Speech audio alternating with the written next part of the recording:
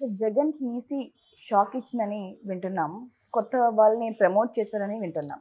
So, ఎవరిని promote చేసుంటారు? ఏంటి? అసలు ఎందుకు షాక్ ఇచ్చింది? ఏమై ఉంటుంది మీ మాటల్లో?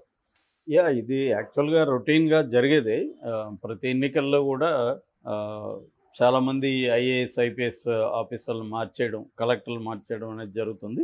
ఇప్పటివరకైతే ఆంధ్రప్రదేశ్‌లో ఈసీ 5 జిల్లాల ఎస్పీలని మార్చేసింది. పల్నాడు, ప్రకాశం, అనంతపురం, నెల్లూరు, చిత్తూరు ఈ జిల్లాల ఎస్పీలని తీసేసింది. వాళ్ళకి వేరే డ్యూటీలు అప్పగించింది. ఎలక్షన్ డ్యూటీలో గూడా వాళ్ళు పాల్గొనకూడదు. అట్లాగే గుంటూరు రేంజి ఐజీ పాలరాజు ఆయన్ని కూడా తీసేసింది. అట్లాగే ముగ్గురు జిల్లా కలెక్టర్లను కూడా మార్చింది.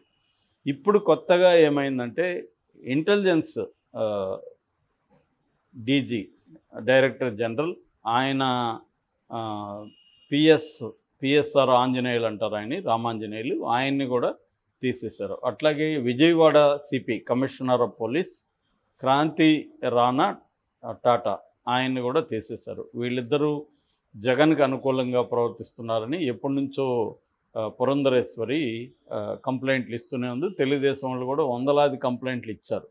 పురంధరేశ్వరి మొత్తంగా 23 మంది ఆఫీసర్ల మీద కంప్లైంట్ చేస్తూ సెంట్రల్ ఈసీకి ఆమె పెట్టారు. అందులో ఇప్పుడు 9 మందిని తీసేశారు. పురంధరేశ్వరి పెట్టిన 23 మందిలో.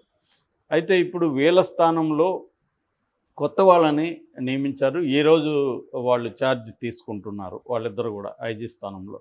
ఐజీ స్థానంలో ఏమో కుమార్ అంటే డీజీ స్థానంలో, ఇంటెలిజెన్స్ డీజీ స్థానంలో ఏమో కుమార్ విశ్వజిత్ను పెట్టారు.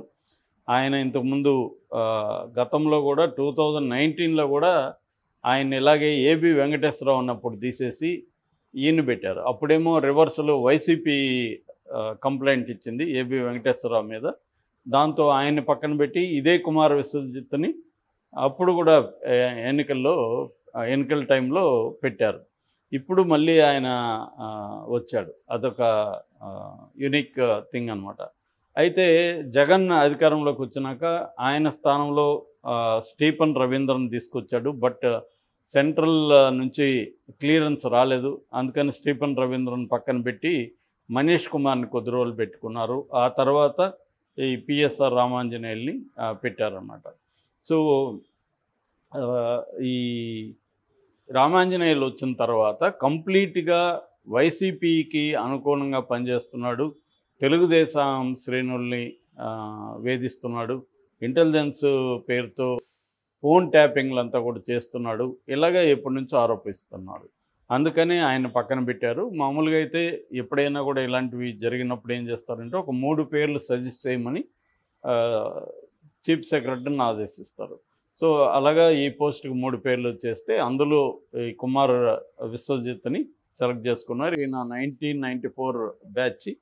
ఈయన కొంత వివాదరహితుడు అనే ఒక ముద్ర ఉంది. ఇవన్నీ కూడా చూస్తారనమాట. ఏదన్నా గతంలో పొలిటికల్ పార్టీలు ఈయన మీద అలిగేషన్స్ చేశారా, ఈయన ఏ రాజకీయ పార్టీకైనా దగ్గరగా ఉంటున్నాడా అనే చరిత్ర అంతా కూడా వాళ్ళు చూస్తారు. విజిలెన్స్లో ఉన్నాడా ఇవన్నీ చూస్తారనమాట.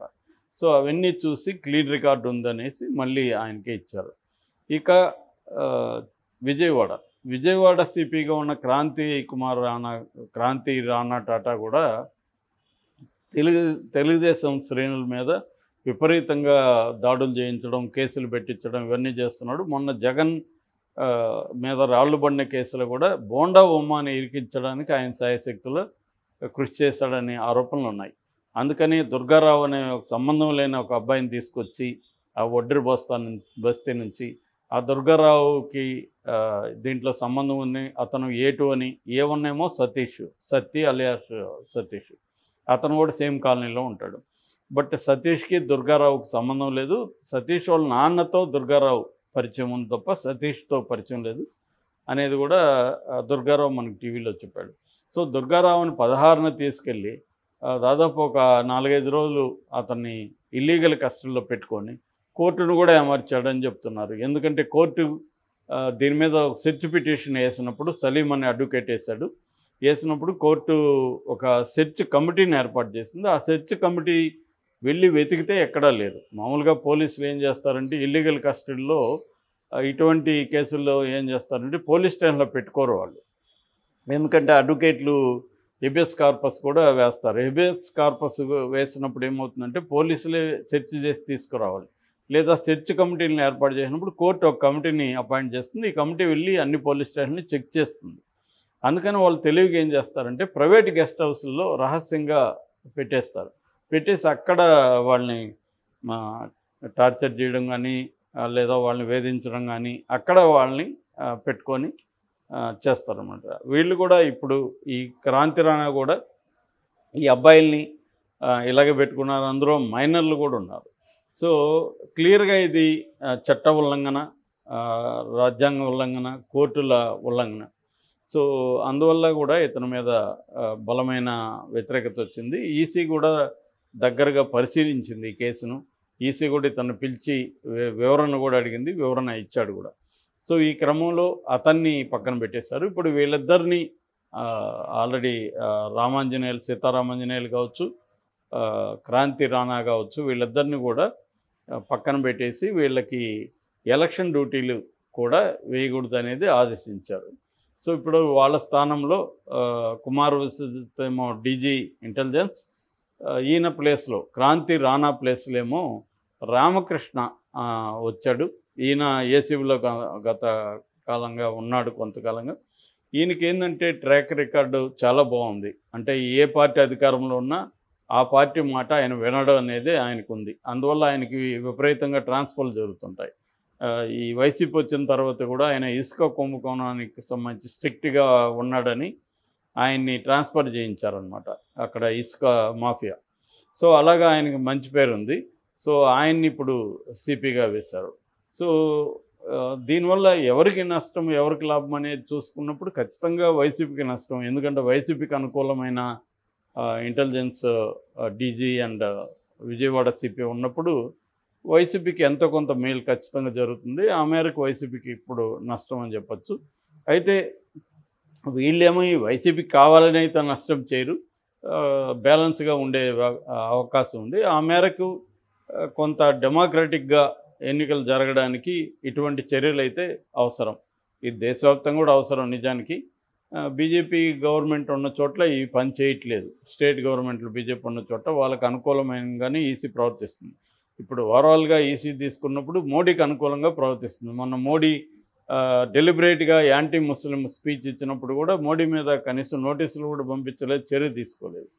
అంటే ఈసీ క్లియర్గా మోడీకి అనుకూలంగానే ఉంది. దానికి కారణం కూడా ఆబ్వియస్.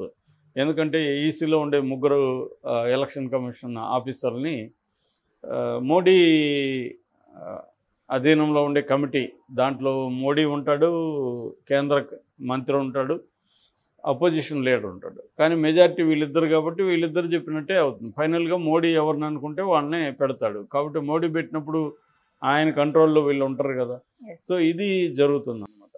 అందువల్ల మోడీకి అనుకూలంగా ఉంది ఈసీ. బట్ ఇక్కడైతే ఆంధ్రప్రదేశ్లో ఇప్పటివరకు కొద్దిగా బ్యాలెన్స్డ్గానే ఉన్నట్టుగా మనం చెప్పుకోవచ్చు. అయితే పురంధేశ్వరి చెప్పిన వాళ్ళని తీసేస్తున్నారు అనేది మాత్రం క్లియర్ కనబడుతుంది. ఆ మేరకి కూటమికి మేలు జరుగుతుంది.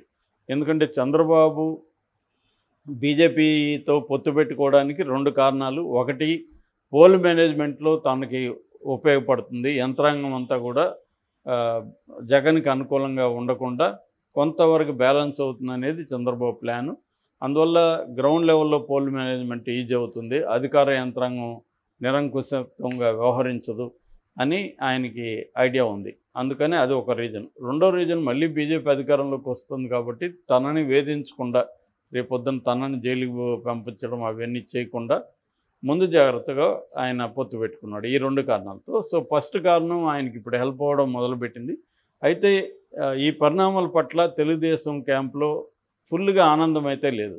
ఎందుకంటే వాళ్ళకి ప్రధానంగా సిఎస్ని మార్చాలి, అట్లాగే డీజీపీని మార్చాలి. ఎందుకంటే ఈ పోలీస్ ఆఫీసర్లు ఎవరిని మార్చినా ఫైనల్గా డీజీపీ చెప్పినట్టు వీళ్ళు వింటారు.